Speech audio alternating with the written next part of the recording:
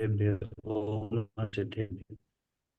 हरिहन्ताडं नमो सिद्धाडं नमो आयर्याडं नमो उवचायाडं नमो लोये सबसाहुडं मंगलम भगवान वीरो मंगलम गौतमो गणि मंगलम कुंद कुंदार्यो जैन धर्मोस्तु मंगलम सर्वमंगल मांगल्यम सर्वकल्याणकारकम प्रधानं सर्वधर्माणां जैनं जयतु शासनं जैनं जयतु शासनम्।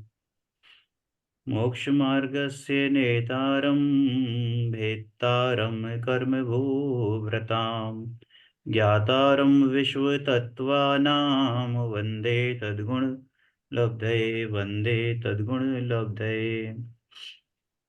तत्वार सूत्र नाम का महाशास्त्र, जिसको मोक्ष शास्त्र भी कहते हैं, आचार्य भगवान उमा स्वामी द्वारा विरचित जैन धर्म की एनसाइक्लोपीडिया जिसको कहा जाता है, या कहें तो जैन धर्म की बाइबल, जैन धर्म की गीता, जैन धर्म की कुरान, कुछ भी कह लो। जो बाकी इनमें अन्य मतों में जिसका महत्व है, उससे कहीं अधिक तत्वार सूत्र का महत्व इस जैन दर्शन में है। सब कुछ यहाँ पर मिलता है। और अभी तक हमारा 4 अध्याय हमारे हुए थे, जिसमें से हमने पहले अध्याय में 7 तत्वार्थों के बारे में चर्चा की थी।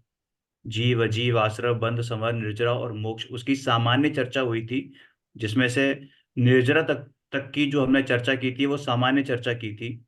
और इसके बाद जो मोक्ष की चर्चा होगी वो अंतिम अध्याय में होगी। केवल ज्ञान की जो चर्चा होगी वो अंतिम अध्याय में होगी। बाकी 4 ज्ञानों की चर्चा हमने विस्तार पूर्वक पहले अध्याय में की। फिर दूसरे, तीसरे में और चौथे में हमने जीव तत्वार्थ की चर्चा पर्याप्त विस्तार के साथ की थी। अब अजीव तत्वार्थ की चर्चा इस 5वें अध्याय में चलेगी। इस प्रकार 5 अध्यायों में द्रव्य तत्वार्थों की चर्चा संपन्न होगी। इसके तत्पश्चात 6वें अध्याय से पर्याय तत्वार्थों की चर्चा आरंभ होगी। जो हमने पहले देखा था कि जीव और अजीव ये तो द्रव्य रूप हैं, ये तत्वार्थ द्रव्य रूप हैं, बाकी के 5 तत्वार्थ पर्याय रूप हैं। तो ऐसे अभी तक हमने द्रव्य रूप की चर्चा की थी। अब इसमें से अजीव, जो कि खुद एक द्रव्य रूप है, उसकी चर्चा होगी। इसके बाद 6वें अध्याय से पर्याय तत्वार्थों की चर्चा प्रारंभ होगी, जो 10वें अध्याय में होने वाले मोक्ष तत्वार्थ की चर्चा के साथ समाप्त होगी। यह तो पहले ही स्पष्ट किया जा चुका है कि 6वें अध्याय में सामान्य आश्रव के साथ अशुभ आश्रव की एवं 7वें अध्याय में शुभ आश्रव की चर्चा होगी। 8वें अध्याय में बंध, 9वें अध्याय में संवर निर्जरा एवं 10वें अध्याय में मोक्ष तत्वार्थ की चर्चा होगी। अजीव तत्वार्थ की चर्चा करने वाले इस अध्याय में जैन दर्शन के मर्म को उद्घाटित करने वाले ऐसे 6 सूत्रों पर भी चर्चा होगी, जिनका संबंध अकेले अजीव तत्वार्थ से नहीं है, अपितु वे पूरे जैन दर्शन के मूल सिद्धांतों पर प्रकाश डालने वाले हैं। और वे महत्वपूर्ण सूत्र इस प्रकार हैं। सद द्रव्य लक्षणम, क्या कहते हैं? सत द्रव्य लक्षणम, यानी कि द्रव्य का लक्षण कैसा है? सत स्वरूप है, यानी अस्तित्ववान है, सत्तावान है। हमने पढ़ा था कि लक्षण क्या होता है? लक्षण होता है जिससे उसकी पहचान होती है। तो ऐसे ही द्रव्य की पहचान किससे है? कि लक्षण उसका जो, यानी कि सत्य से है, सत्ता स्वरूप है। यानी जो भी वस्तु अस्तित्व है, जो भी वस्तु का अस्तित्व है, वो द्रव्य है ना। दूसरा क्या है? कि वो जो द्रव्य है वो कैसा है? कि उत्पाद व्यय द्रव्य युक्तम सत, उत्पाद व्यय द्रव्य युक्तम सत। तो वो जो सत्ता स्वरूप है वो कैसा है? उत्पाद व्यय और द्रव्य रूप वाला है। यानी कि एक ही समय में उस सत्ता स्वरूप द्रव्य में क्या हो रहा है? उत्पाद हो रहा है, उसी समय व्यय हो रहा है, और साथ ही साथ उसी समय वो द्रव्य रूप सत्य भी है ना, ध्रुव भी है। समझ में आया? तो इससे क्या हुआ कि इससे हमें ये पता चलता है कि जो जगत में मान्यता है किसकी, अन्य मतों में, कि जीओडी, कौन? कि जनरेटर, ऑपरेटर और डिस्ट्रॉयर, यानी कि किसी ने पैदा किया, किसी ने बनाया और किसी ने नष्ट किया, और कोई उसको चला रहा है, इस विश्व को चला रहा है, इस विश्व की व्यवस्था को चला रहा है। ब्रह्मा, विष्णु, महेश इत्यादि इत्यादि जो मानते हैं, तो उनका खंडन कैसे किया गया कि वो जो जीओडी है वो एक्चुअल में उत्पाद व्यय द्रव्य युक्तम सत ही है, जैन मत के हिसाब से। और हिसाब से क्या, यथार्थ रूप से, क्योंकि केवली की वाणी है और सब कुछ जैसा वस्तु का स्वरूप है वैसा ही यहाँ बताया गया है। कोई भी द्रव्य किसी का कर्ता नहीं है, हो नहीं सकता, है ना। प्रत्येक द्रव्य अपने में स्वतंत्र है, संपूर्ण है। अब वो द्रव्य जो है वो है कैसा, कि वो है गुण पर्यायवत द्रव्यम, यानी कि वो द्रव्य गुण और पर्याय रूप है। कैसा है, गुण और पर्याय रूप है, यानी उस द्रव्य में गुण है। हमने बाल बोध में अविद्या विज्ञान पाठमाला में परिभाषाएं पढ़ी थी कि द्रव्य की परिभाषा क्या, कि गुणों के समूह को द्रव्य कहते हैं। तो ऐसे ही जब गुणों के समूह को द्रव्य कहते हैं और गुणों में होने वाले परिणमन को पर्याय कहते हैं, तो जिस भी वस्तु में वो गुण और उन गुणों की पर्याय है, वो क्या है, वो द्रव्य है। द्रव्याश्रा द्रव्याश्रया निर्गुणा गुणाः, यानी कि द्रव्य आश्रय, यानी कि द्रव्य का जो आश्रय लेके ही, ठीक है ना। इसको हालांकि इसमें आएगा आगे, इसको हम आगे एक्सप्लेन करेंगे। तद्भाव परिणामः, जिस तद्भाव परिणामः अर्पित अनर्पित सिद्धे। अर्पित अनर्पित का मतलब होता है किसी चीज को मुख्य करना और किसी चीज को गौण करना। अर्पित का मतलब होता है मुख्यता और अनर्पित का मतलब होता है गौणता। तो किसी भी वस्तु की सिद्धि की जाती है, तो वहां अर्पित और अनर्पित इस दो प्रकार से सिद्धि की जाती है। 39 नंबर का सूत्र है इसी अध्याय का, उसके बारे में विस्तार से ये छहों सूत्र बेसिकली यहाँ पर क्यों बताया गया है, ये छहों सूत्र के बारे में। तो इसका कारण ये बताते हैं कि ये छह सूत्र जैन दर्शन का सार है। पूरी जो जिनवाणी है, पूरा जैन दर्शन है, जो हमें अन्य दर्शनों से भिन्न बताता है, इनफैक्ट हमें पर से भिन्न बताता है। ये जो छह सूत्र हैं, अगर हमें इनका भाव भाषण हो गया, अपने हृदय में इनको हमने जगह दे दी, विराजमान कर लिया, समझ के, अच्छी समझ से, सम्यक प्रकार से समझ के, तो मोक्ष दूर नहीं है। भव समुद्र का किनारा से किनारा मिलने की बहुत अधिक निकटता हमें भाषित होने लगेगी। ठीक है, चलिए आगे पढ़ते हैं। चेंज करो पूजा। कर दिया। चेंज नहीं हुआ। चेंज हो गया। अजीव द्रव्य। देखना नहीं हो रहा है, चलो कोई नहीं, पुस्तक से पढ़ लेता हूँ। आप लोगों को किसी को भी पेज क्या चेंज नहीं अब दिखाई दिया, अब दिखाई दिया, अब दिखाई दिया है, ठीक है। ओके। अजीव द्रव्य, यानी इसमें ये एक साथ ग्रुप में दे रखे हैं, पांच का सेट यहाँ बना रखा है, थोड़ा सा चर्चा करेंगे इन सब पर अलग अलग। अजीव विगत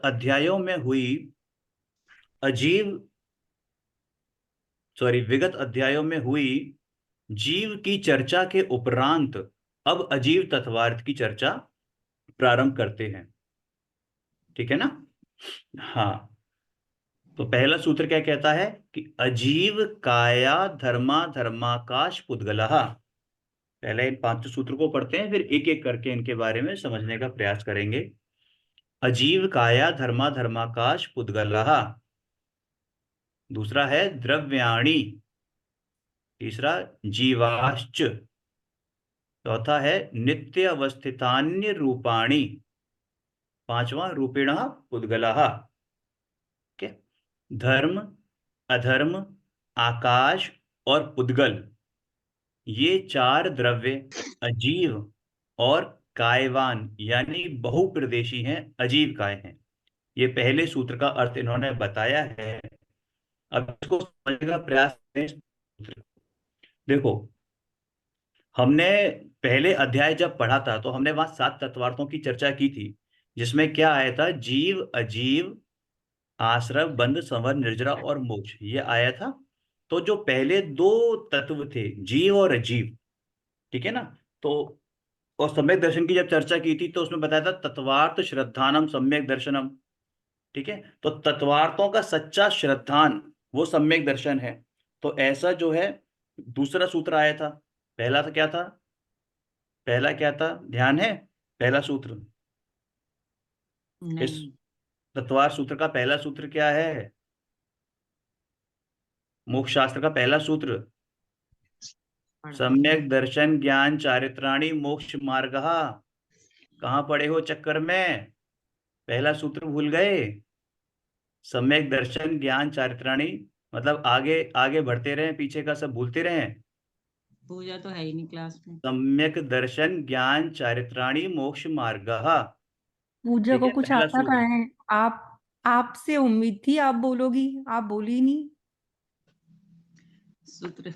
कोई बात नहीं है, किसी सबकी सभी की बात, सभी की बात है ये तो, है ना।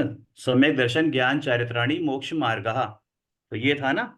तो उसमें सम्यक दर्शन की, और फिर दूसरा क्या था कि तत्वार्थ श्रद्धानम सम्यक दर्शनम।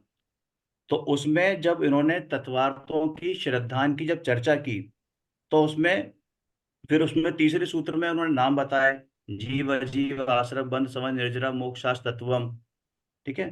तो वहां पर उन्होंने जो नाम बताए, तो उसमें पहले अधिकार में तो सामान्य चर्चा की, फिर दूसरे तीसरे चौथे अधिकार में जीव तत्व का के बारे में निरूपण पूरा डिटेल्ड हमने पढ़ा उसके बारे में।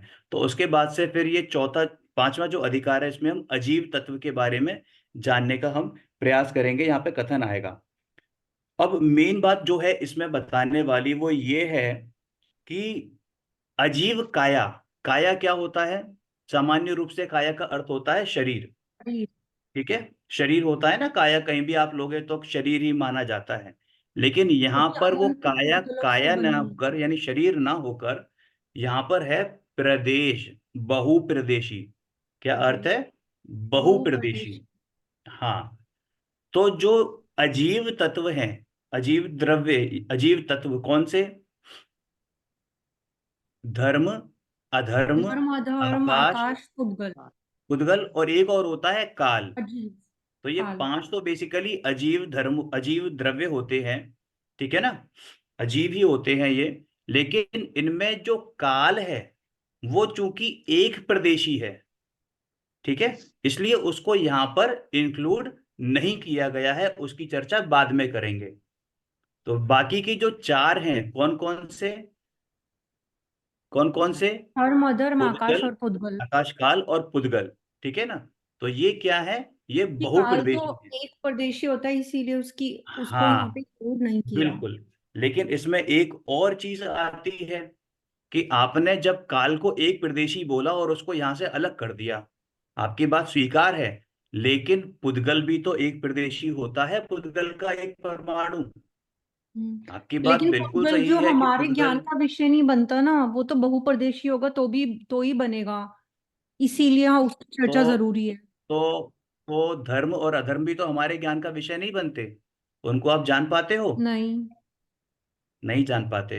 तो ये लॉजिक तो नहीं है, लॉजिक ये है कि पुद्गल में ऐसी शक्ति होती है कि वो बहुप्रदेशी बन सके, जुड़ने की शक्ति होती है ना दूसरे पुद्गल से, हम्म। दूसरे पुद्गल से जुड़ने की शक्ति होती है। बाकी ये शक्ति किसी और द्रव्य में तो है नहीं, उस कारण से इसको यहाँ पे उस कारण से इसको यहाँ पर बहुप्रदेशी लिया हम्म, गया है, दिया ठीक है गया ना। है। हम्म। अब इसका देखो नीचे पढ़ते हैं कि धर्म अधर्म आकाश और पुद्गल ये चार द्रव्य अजीव और कायवान यानी बहुप्रदेशी हैं, इसलिए अजीव काय हैं। धर्म अधर्म आकाश और पुद्गल ये सभी द्रव्य हैं, हम्म। ऑब्वियस सी बात है, द्रव्य ही है, ये अजीव द्रव्य हैं सारे, ठीक है ना। और जीव भी द्रव्य है। देखो पहला था सूत्र जो था अजीव काया धर्मा धर्माकाश पुद्गलः, उसका तो ये हो गया कि धर्म अधर्म आकाश और पुद्गल ये सब कैसे हैं, द्रव्य अजीव है और कायवान है, ठीक है, अजीव हम्म। काय है। द्रव्याणी यानी कि ये सब कैसे हैं, द्रव्य ही हैं, ये सारे द्रव्य। द्रव्य, ये सारे क्या हैं, सभी द्रव्य हैं, ठीक है। हाँ ये पुल्लिंग, वो पुल्लिंग कह रहे हैं, बहुवचन है, द्रव्याणी मतलब बहुवचन, कि ये सभी द्रव्य हैं। हम्म। जीवाश्च और जीव भी द्रव्य है। जीवाश्च, चा का मतलब होता है संस्कृत में और। तो और जो ऊपर हाँ बात कही गई है उसके साथ ये लगा दो कि और जीव भी द्रव्य है। ठीक है। हाँ अब ये कैसे हैं? ये नित्य हैं, ये अवस्थित हैं और रूपी हैं। अब कैसे हैं? अब रूपी इसमें जो बात कहते हैं, तो वो रूपी तो केवल एक पुद्गल द्रव्य है। कैसा है? रूपी तो एक उद्गल उद्गल द्रव्य। द्रव्य है। हाँ, सॉरी, अरूपी है, अरूपी लिखा हुआ है, रूपी नहीं, अरूपी है। नित्य अवस्थित अन्य रूपाणी, तो वो अरूपी, अरूपी है। मैं गलत बोल गया, सॉरी। नित्य एक बार है, फिर से, अवस्थित है और अरूपी है। एक बार फिर से बोलो, कंफ्यूज हो गई मैं। नित्य है, ये द्रव्य कैसे हैं? नित्य हैं। अभी इसका नित्य अर्थ तो भी मतलब, करेंगे। हाँ, बताएंगे, मैं वही बोल रहा हूँ, अभी इसका अर्थ भी करेंगे। नित्य क्या होता है, अवस्थित क्या होता है, तो अरूप। हमेशा एक जैसा रहे, बदले ना।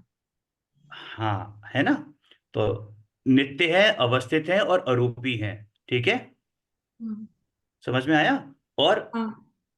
एक जो रूपी है वो कौन है? वो पुद्गल है, यानी पुद्गल द्रव्य रूपी है। ठीक है, हम्म। समझ में आ रहा है ना।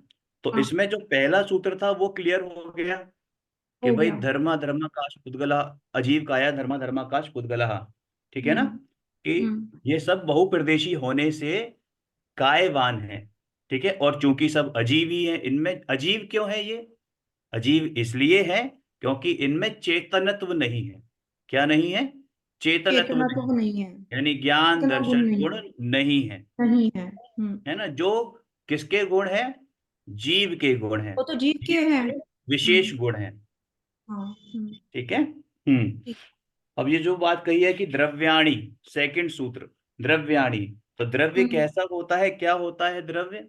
कि द्रव्य जो अपने गुण पर्यायों को प्राप्त होता है वही द्रव्य होता है। यानी जो लगातार परिणमन जिसमें होता रहे वह द्रव्य है। जो अपने गुण पर्यायों को प्राप्त हो वह द्रव्य है। तो ये सारे के सारे क्या हैं? द्रव्य हैं। और उनमें हम्म। एक जीव भी द्रव्य है। अब ये जो द्रव्य हैं ऊपर जो बताए, वो कैसे? ऊपर वाले मतलब कौन? जो ऊपर बताए गए हैं। ठीक है ना, धर्म, अधर्म, कि आकाश और पुद्गल। हाँ, तो उसमें पुद्गल को छोड़कर बाकी के जो द्रव्य हैं वो कैसे हैं? नित्य, अवस्थित और अरूपी हैं। पुद्गल हम्म। नित्य भी है, अवस्थित भी है, लेकिन अरूपी ना होकर रूपी है। ठीक हम्म। है। अब नित्य का जो बताते हैं, नित्य क्या कहते हैं? नित्य, ठीक है, जो कभी नष्ट ना हो, जो कभी नष्ट ना हो वो नित्य है। और अवस्थित का मतलब होता है जो अपनी संख्या का उल्लंघन ना करे, जो अपनी संख्या का उल्लंघन ना करे। यानी कि ये जो नित्य और अवस्थित पना है वो आपस में इंटरलिंक्ड है। इसको समझने हम्म। का प्रयास करेंगे कैसे इंटरलिंक्ड है नित्य और अवस्थित पना। अवस्थित शब्द यह बतलाता है कि प्रत्येक द्रव्य स्वयं परिणमन करता है। ठीक है, अवस्थित शब्द जो है वो क्या बताता है? कि प्रत्येक द्रव्य स्वयं परिणमन करता है।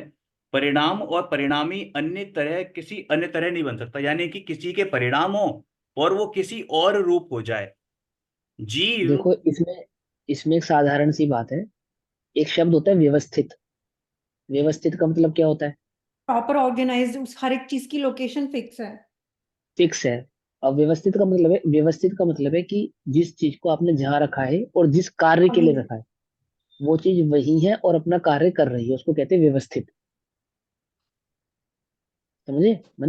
एक तो होता है कि एक सामान होता है जो आपने रख दिया और रखा हुआ है, लेकिन जैसे कोई मशीनरी है या उस मशीनरी में कोई आपने कोई ऑब्जेक्ट लगाया है, तो वो चीज वहां जहाँ प्लेस की थी वो राइट प्लेस पे प्लेस्ड है और अपना राइट प्रॉपर वर्क कर रही है, उसको कहते हैं व्यवस्थित।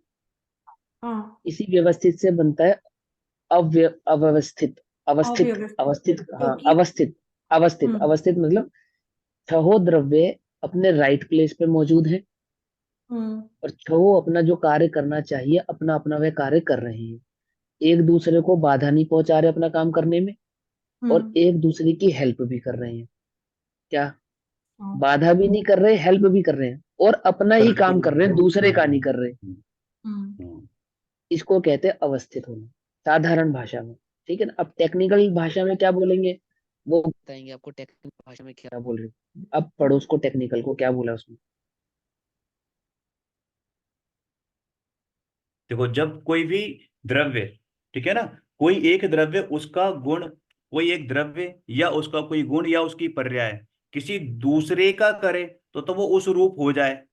और जब वो उस रूप हो जाए तो यानी जो पहला द्रव्य था या जो पहली पर्याय थी वो नष्ट हो जाएगी। वो नष्ट होगी तो उसका गुण भी नष्ट होगा। और जब गुण नष्ट होगा तो किसी एक द्रव्य का अगर एक गुण भी नष्ट हुआ तो उसका द्रव्यपना कायम नहीं रहा। उसका हम्म। जब द्रव्यपना कायम नहीं रहा तो वो द्रव्य भी नष्ट हो गया। तो इसका मतलब वो अपनी संख्या से च्युत हो गया, वो वहां से हट गया। तो इसका मतलब वो अवस्थितपना नहीं रहा। लेकिन ऐसा तो नहीं रहा। होता नहीं है। ठीक है ना। ऐसा तो होता नहीं है कि कोई भी द्रव्य मतलब पर द्रव्य रूप हो जाए। कोई भी द्रव्य पर रूप होता है, पर द्रव्य रूप होता है। नहीं, जो द्रव्य है वो तो वही अपन, जो वही द्रव्य होगा हाँ, ना। Exactly exactly। तो प्रत्येक द्रव्य कैसे है, अवस्थित है। प्रत्येक द्रव्य कैसा अवस्थित है, है। अवस्थित है। यानी कि वो ठीक है। कभी भी अपनी संख्या से च्युत नहीं होता। यानी जो फिक्स्ड फिक्स्ड नंबर है वैसा हम्म। ही रहता है, फिक्स्ड प्लेस है वैसा ही रहता है ना। जो उसका कार्य है वो ही कार्य करता है हम्म। और अन्य कार्य नहीं करता। नहीं करता। हम्म। ठीक है। तो ये हुआ, समझ में हम्म। आ गया ना। और जब ये सारी चीजें होती हैं तो उस दौरान क्या होता है कि वो द्रव्य तो द्रव्य ही रहता है ना, जो कभी भी नष्ट नहीं होता है। जब नष्ट हम्म। नहीं हुआ तो वो कैसा हुआ, नित्य हुआ। क्लियर हुआ। हेलो। हो गया। हाँ, ठीक है। तो ये चीज है। अब देखो, इसमें पढ़ते हैं, मैं राम जी भाई की टीका से पढ़ रहा हूँ, उसमें थोड़ा सा एक्सप्लेन करा है, वो इसमें कुछ भी एक्सप्लेन नहीं दे रखा, इसलिए वहां से पढ़ रहा हूँ मैं। एक मेरे बार पास पढ़। है वो, मुझे पता नहीं है, शेयर की थी पहले। शायद नहीं। अभी सुन लो, मैं कर दूंगा, ठीक है। हम्म। देखो, नित्य जो कभी नष्ट ना हो उसे नित्य कहते हैं। अवस्थित जो अपनी संख्या को उल्लंघन ना करे उसे अवस्थित कहते हैं।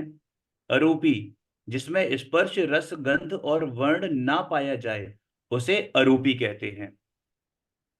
पहले दो स्वभाव यानी कि नित्य और अवस्थित, नित्य और अवस्थित, ये तो सभी द्रव्यों में पाए जाते हैं, सभी द्रव्यों में, छहों द्रव्यों में। ठीक है ना। और हाँ। हाँ, सभी सभी द्रव्यों में होते हैं, लेकिन जो अरूपी है वो पुद्गल को छोड़ के बाकी द्रव्यों में होता है। हम्म। अरूपी पुद्गल को छोड़ के बाकी द्रव्यों में होता है। ठीक है, हम्म। समझ में आया। हाँ। अब नित्य और अवस्थित का विशेष स्पष्टीकरण बताते हैं, क्या कहते हैं कि जो अवस्थित शब्द यह बताता है कि प्रत्येक द्रव्य स्वयं परिणमन करता है। यदि एक द्रव्य उसका गुण या पर्याय दूसरे द्रव्य का कुछ भी करे या कराए तो वह उस पर द्रव्यमय हो जाए। जीव पुद्गल का कुछ भी करे, जीव का कोई गुण पुद्गल का कुछ भी करे तो वो क्या होगा, वो उस द्रव्य यानी पुद्गल पुद्गलमय हो जाएगा। लेकिन ऐसा तो हो नहीं सकता, ऐसा तो हो नहीं सकता। ठीक है ना, क्योंकि कोई द्रव्य परद्रव्य में तो नहीं होता। और यदि कोई द्रव्य अन्य द्रव्य रूप हो जाए, और क्योंकि अगर ऐसा होता तो क्या होता कि वो द्रव्य नष्ट हो जाता। समझ में आ रही है बात। यदि हाँ, कोई उसकी चीज दूसरे एग्जिस्टेंस रूप ही उसके कन्वर्ट खुद से है ना। अगर है। वो खुद, वो उसकी जो एग्जिस्टेंस है, जो द्रव्य है, उसकी एग्जिस्टेंस ही अपने आप से, अपने गुणों से मिलके बना हाँ, है। अगर अगर वो वो ही दूसरे नष्ट हो गए तो द्रव्य नष्ट हो जाएगा। द्रव्य नष्ट हो गया, अब सुनो, अगर द्रव्य नष्ट हो गया तो क्या होगा, तो फिर तो द्रव्य पूरी नष्ट हो दुनिया गया ही नष्ट हो तो जाएगी। विश्व नष्ट हो विश्व जाएगा। नष्ट हो जाएगा। हाँ, क्योंकि विश्व की परिभाषा क्या है कि द्रव्यों के द्रव्यों समूह के को विश्व समूह को कहते विश्व हैं। कहते हैं। हम्म। समझ में आ गई ना बात। क्योंकि जो हाँ। चीज एक पे लागू होती है वो सब पर लागू होती हम्म। है ना। अगर हम बिल्कुल। बात करें कि भाई एक द्रव्य अगर नष्ट हो सकता है तो फिर सभी द्रव्य नष्ट हो सकते हैं। समझ में हाँ। आ रही है बात। हम्म। तो फिर वो विश्व ही नष्ट हो जाएगा। और द्रव्य छह होते हैं, पांच नहीं हो सकते, सात नहीं हो सकते, 5.5 6.5 नहीं हो सकते। बिल्कुल भी नहीं हो जितने सकते। हैं उतने ही रहेंगे। ठीक है। और क्वांटिटी हाँ, वाइज भी देखें, हर इंडिविजुअल द्रव्य की बात करें तो जीव द्रव्य भी जितने हैं उतने ही हैं अनादि नहीं से। रहेंगे, कभी भी हाँ, बदलेंगे नहीं। जितने पुद्गल थे, जितने हैं, जितने ही उतने ही रहने वाले हैं। ठीक है ना। धर्म एक था तो एक ही रहने वाला है, ये धर्म एक था तो एक ही रहने वाला है, आकाश एक था तो एक ही रहने वाला है। ठीक है ना। हम्म। हाँ। जितने काल द्रव्य हैं उतने ही रहने वाले हैं, कालाणु। राइट। हम्म। अब इसमें बात करते हैं प्रदेशों की। तो अगर हम प्रदेशों की अगर हम बात करें तो जीव के जितने प्रदेश हैं उतने ही रहते हैं। वो भी तो घटते बढ़ते नहीं है, जीव के नहीं, बिल्कुल प्रदेश भी नहीं, वो नहीं हो बिल्कुल नहीं सकता। घटते बढ़ते। हम्म। ऐसे उनका ही धर्म विस्तार हो अधर्म, सकता है छोटा बड़ा, लेकिन वो प्रदेश बात अलग है, की साइज की संख्या बात नहीं हो उतनी रही है रहेगी। यहाँ पर। हाँ, संख्या। यहाँ पर नंबर्स की बात हो रही है ना। ठीक है। तो वो नहीं हो सकते। ठीक है ना। जो हम्म। द्रव्य अनेक प्रदेशी हैं उनका भी प्रत्येक प्रदेश कैसा है, नित्य और अवस्थित है। उनमें हम्म। से एक भी प्रदेश अन्य प्रदेश रूप नहीं होता। मतलब जो स्वयं है ना, एक ही द्रव्य में, एक ही द्रव्य, एक ही द्रव्य में अनंत प्रदेश, असंख्यात प्रदेश हैं। जीव द्रव्य की अगर हम बात करें तो असंख्यात प्रदेश ही है जीव हाँ, द्रव्य। बिल्कुल। ठीक है ना। हम्म। तो उसमें भी जो एक प्रदेश है वो दूसरे प्रदेश रूप नहीं हो जा रहा। नहीं होता। क्योंकि अगर एक प्रदेश दूसरे प्रदेश रूप हो जाए तो जो पहला प्रदेश था वो तो नष्ट हो जाएगा। नष्ट हो जाएगा। समझ में आ गई ना। और जब एक ऐसे प्रदेश तो नष्ट जीव हुआ तो फिर द्रव्य नष्ट हो जाएगा, बाकी सब द्रव्य नष्ट नष्ट हो हो जाए। जाएंगे, विश्व नष्ट हो हाँ, जाए। है ना। तो इसी प्रकार कि यदि एक भी स्थान शून्य हो गया, क्योंकि एक प्रदेश अगर दूसरे प्रदेश रूप हो गया तो वो स्थान शून्य हो जाएगा। और शून्य का हम्म। मतलब नष्टता, अभाव हो नष्ट। जाएगा, असत हो जाएगा, जो है नहीं। ठीक है ना। हम्म। वही हम्म। बता रहे हैं कि उसमें से एक भी प्रदेश अन्य प्रदेश रूप नहीं होता। और यदि एक प्रदेश का स्थान अन्य प्रदेश रूप हो जाए तो प्रदेशों का अवस्थितपना ना रहे, यानी उनका एग्जिस्टेंस ही खत्म हो जाए। यदि हो जाए। एक प्रदेश का नाश हो तो संपूर्ण द्रव्य का नाश हो। तो जब हम्म। एक प्रदेश का नाश हो और संपूर्ण द्रव्य का नाश हो, इसका मतलब द्रव्य का भी नित्यत्व ना रहा। हाँ क्या नहीं रहा। रहा, नित्यत्व ना नित्यत्व। रहा। क्लियर हो गया। हाँ। ठीक है लगता ना। है मुझे ही डाउट्स आते हैं, और सबको तो समझ में आ जाता है एक बार में ही। तुम पढ़ती हो ना, हम पढ़ते नहीं है, हम नालायक बच्चे हैं। उल्टा प्रत्येक बोल रहे द्रव्य, हो, बाकी सब पहले ही पढ़ लेते हैं इसलिए समझ आ जाता है, कुछ पूछते नहीं है, मैं दो दो बार पूछ लेती हूँ क्योंकि पहले ये ही पढ़ती भव्य जीवों की निशानी है। तुमने कहा था ना भव्य और अभव्य, तो ये है भव्यता की निशानी। अब शक पढ़ती नहीं। मत करना कभी अपने पर। ठीक है। प्रत्येक द्रव्य की पर्याय अपने अपने समय पर प्रकट होती है और फिर तत्पश्चात अपने अपने समय पर बाद की पर्याय प्रकट होती हैं। और पहले की पर्याय और पहले पहले की पर्याय प्रकट नहीं होती। इस तरह पर्याय का अवस्थितपना सिद्ध होता है। मतलब क्या बता रहे हैं ये, बेसिकली इसको मतलब और ज्यादा एक्सपेंड किया है इन्होंने। कि जैसे पर्याय है, एक पर्याय हुई, फिर उसके बाद दूसरी पर्याय हुई, फिर तीसरी पर्याय हुई, तो ऐसा तो नहीं होता ना कि तीसरी पर्याय के बाद पहली पर्याय दोबारा रिपीट होके आ रही हो। ऐसा नहीं, तो नहीं ऐसा नहीं होता, हो सकता। है ना। हर तो वही है कि पहले पर्याय पहले की अलग होती पर्याय है। प्रकट नहीं होती, इस तरह का पर्याय का भी अपने आप में ये अवस्थितपन है। यानी कि जो अवस्थितपन है, नित्यपन है, ये द्रव्य में तो है ही, लेकिन उनके गुणों में भी है और उसकी प्रत्येक पर्याय में भी है। हम्म। समझ में आ रही है बात। यानी हाँ। तीनों पे लग रहा है ये, हम्म।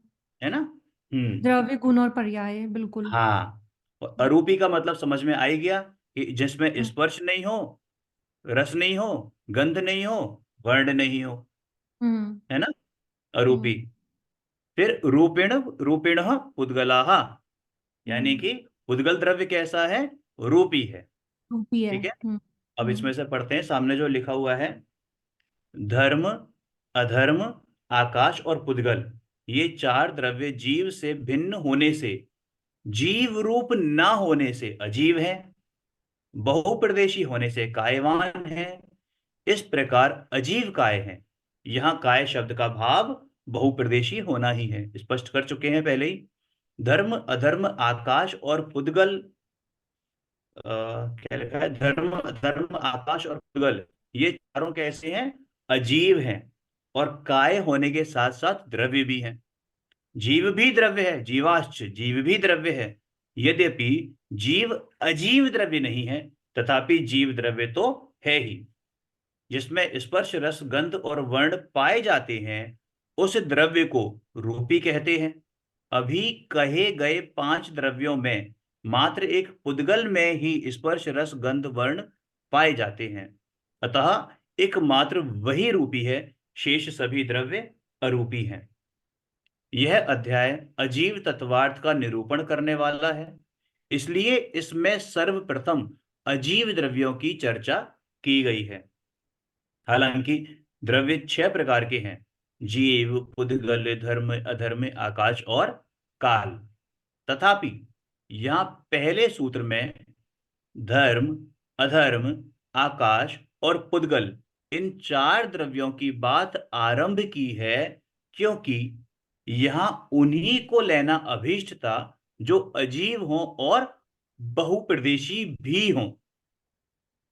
तो ये तो जो अजीव हैं और बहुप्रदेशी भी हैं, तो ये तो मात्र 4 द्रव्य हैं, ठीक है ना। और जो बहुप्रदेशी हैं वो 5 हैं, पंचास्तिकाय कहते हैं ना, पंचास्तिकाय।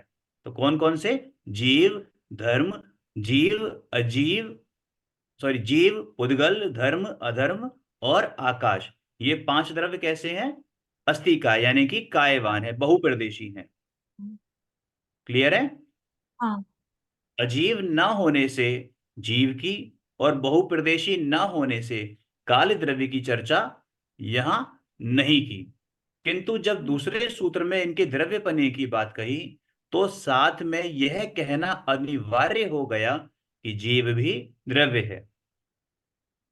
यद्यपि काल भी द्रव्य है, अजीव भी है, अजीव द्रव्य है, तथापि उसके बहुप्रदेशी न होने से यहां उसकी बात नहीं की गई, क्योंकि कालाणु तो एक अणु होता है, ठीक है ना, और उसमें पुद्गल परमाणु जैसे जुड़ने की भी क्षमता नहीं होती। और उसके बारे में आगामी 39वें सूत्र में उसकी चर्चा करेंगे। करेंगे। उक्त द्रव्य, जब उक्त द्रव्यों को नित्य, अवस्थित और अरूपी कहा गया तो साथ में यह स्पष्ट करना भी आवश्यक हो गया कि पुद्गल द्रव्य रूपी है। ये इनमें 5 सूत्रों में कोई दिक्कत तो नहीं है? समझ में आ रहा है? मुझे तो हेलो। आ रहा है। द्रव्यों की एवं उनके प्रदेशों की संख्या। अब तक 5 द्रव्यों की चर्चा हुई है।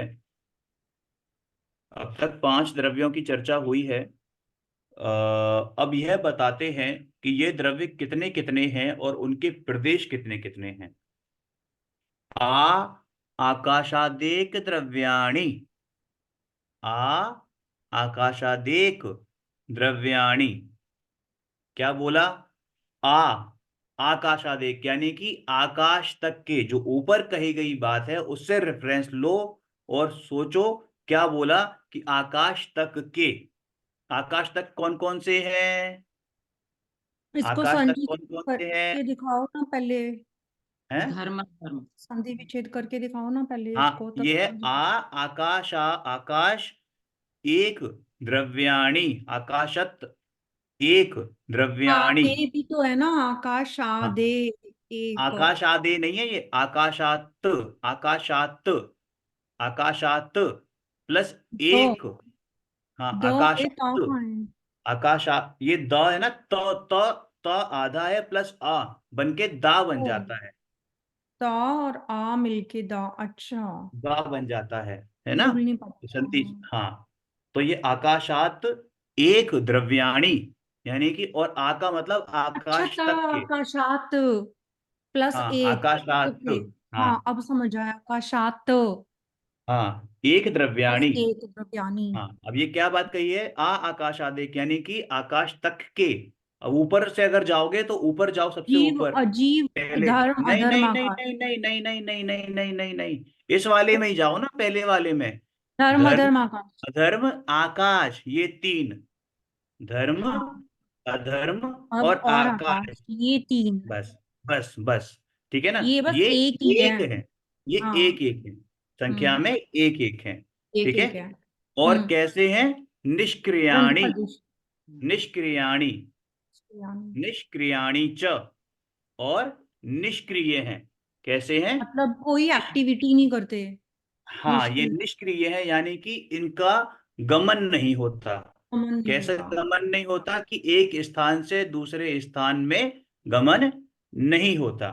हम्म, क्लियर है?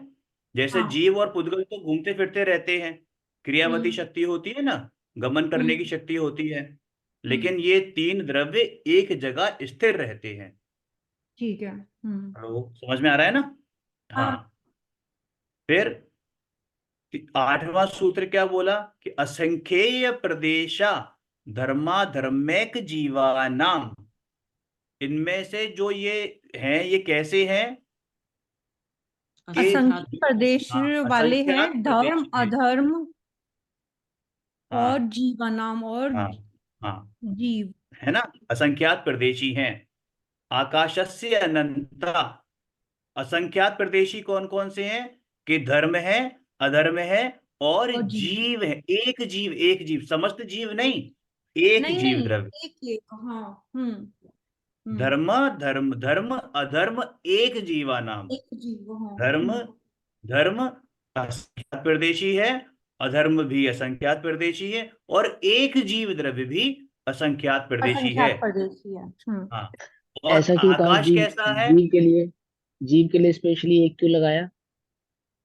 प्रत्येक जीव जीव को। के लिए हाँ एक इसलिए लगाया सुनो क्योंकि सुनो। असंख्यात, क्योंकि हाँ जीव तो अनंत है ना। हाँ जीव अनंत है। हाँ जीव तो अनंत है। अगर उसको हाँ, अनंत और को एक सारे जीवों को जोड़ लेंगे तो अनंत प्रदेशी हो जाएंगे। हाँ, क्योंकि संख्या में जीव की संख्या अधिक है, अनंत है। हाँ। और धर्म अधर्म की जो उनकी हम्म। संख्या नहीं है, वो तो एक ही सबको है। एक साथ जोड़ेंगे तो अनंत प्रदेशी कहा जाएगा फिर। हाँ हाँ, वो एक तो ही है। एक जीव धर्म एक प्रदेशी है। हाँ, एक हम्म, प्रदेशी नहीं, संख्यात। असंख्यात प्रदेशी। एक जीव असंख्यात प्रदेशी है। जीव के आगे एक क्यों लगाया, ये समझाओ इनको। आप दोनों ने बता रहा मिलके हूँ। कंफ्यूज कर दिया। कंफ्यूज नहीं करा, क्वेश्चन है ये। जीव के आगे एक क्यों लगाया, समझाओ भैया। देखो, जीव कितने हैं इस पूरे विश्व में? अनंत, अनंतानंत। अनंत। ठीक है ना? अनंत अनंत कह लो, अनंत कह लो, ठीक है ना? अब हम्म, अगर वो अनंत जीवों को एक सबको इकट्ठा करके बात करते, यहाँ पे कितने प्रदेशी हैं साहब? तो क्या जवाब आता?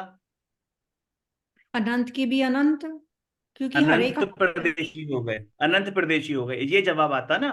लेकिन यहाँ पर हम्म, क्या बोला? यहाँ क्या बोला है? एक जीव असंख्यात। अनंत प्रदेशी है। लेकिन असंख्य। यहाँ क्या बोला है? इस सूत्र में क्या बोला है? असंख्यात प्रदेशी। असंख्येय प्रदेश। मैं बोल लूं 2 मिनट, 2 मिनट के लिए बस, है ना?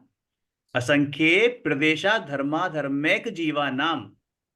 यानी कि जो जीव है वो धर्म है, अधर्म है और एक जीव है। वो कैसा है? हम्म, असंख्यात प्रदेशी है। समझ में आई हम्म, बात? क्योंकि धर्म संख्या में एक है, अधर्म संख्या में एक है, और हम्म, जो जीव द्रव्य है वो चूंकि अनंत है, लेकिन अगर हम एक जीव द्रव्य की अपेक्षा से बात करते हैं तो वो असंख्यात प्रदेशी हैं। अब बोलो, अब इसमें क्या डाउट है? कुछ भी नहीं। हो गया क्लियर? हाँ। ठीक है। अब इनके अलावा एक बहुप्रदेशी और है, कौन सा है? आकाश। तो वो उसमें आकाश, कितने प्रदेश हैं? कि अनंत प्रदेश अनंत। है। आकाशस्य अनंता, हम्म, है ना? हाँ। हम्म। संख्ये संख्याश पुद्गला नाम। अब पुद्गल की बारी आती है कि उसमें कितने प्रदेशी हैं। पुद्गल कितने प्रदेशी हैं? तो उसमें बहुत सारे भेद हैं। कि वो पुद्गल संख्यात प्रदेशी भी हो सकते हैं, असंख्यात प्रदेशी भी हो सकते हैं। ठीक है ना? संख्यात भी हो सकते हैं और असंख्यात भी। असंख्यात भी हो सकते हैं। ठीक है। हम्म, नाड़ो। ठीक, लेकिन अणु नहीं, अणु तो एक प्रदेशी ही है। ये इस सूत्र, इस सतवार सूत्र का सबसे छोटा सूत्र है। नाणु, केवल दो शब्द, दो अक्षरों का। नाणो, ना अणु, यानी अणु नहीं। अब पलटो। PTO, please turn over.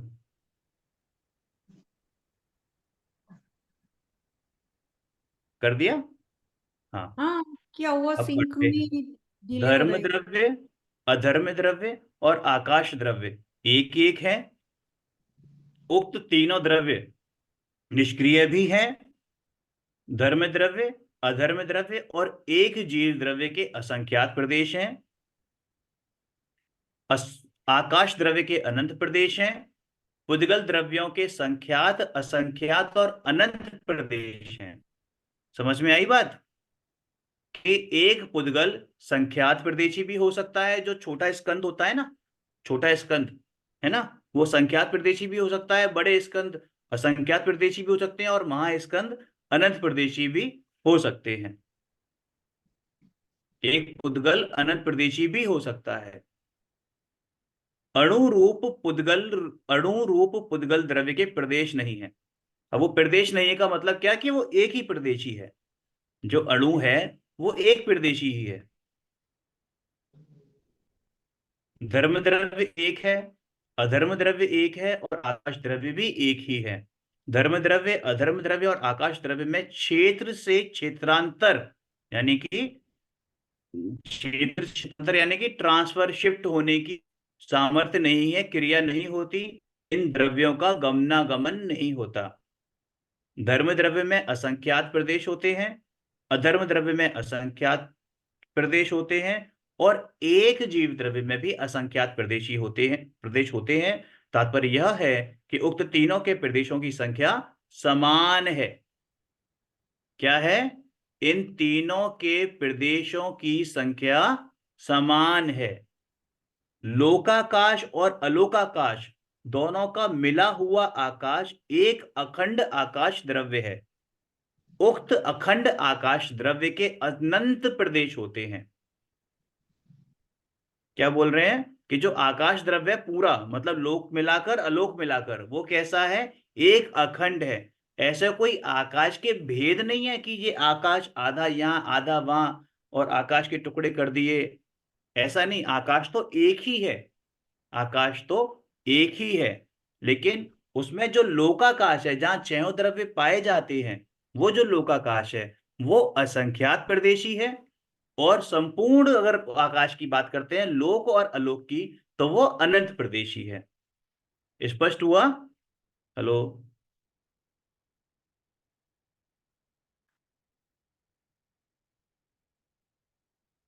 समझ में आया? हाँ, कोई तो बोलो। तुम ही बोल दो। हाँ भैया बिल्कुल ठीक है, आ समझ में आ रहा आ है। रहा है समझ में, कैमरा समझ में आ ऑन रहा है। करके स्माइल देने से थोड़ी ना कुछ होता है, बोलना भी पुद्गल पड़ता है। द्रव्य मूलतः तो अणु ही है ना? पुद्गल द्रव्य मूलतः तो अणु ही है और वह एक प्रदेशी ही होता है। पुद्गल द्रव्य कैसा है? बेसिकली तो वो अणु ही है ना? क्योंकि जो पुद्गल द्रव्य की जो पर्याय होती हैं, स्कंद रूप पर्याय, तो वो पुद्गल नहीं, वो स्कंद कही जाती हैं। वो क्या कही जाती हैं? उनको पुद्गल कहते अवश्य हैं, लेकिन वो परमाणु नहीं होती।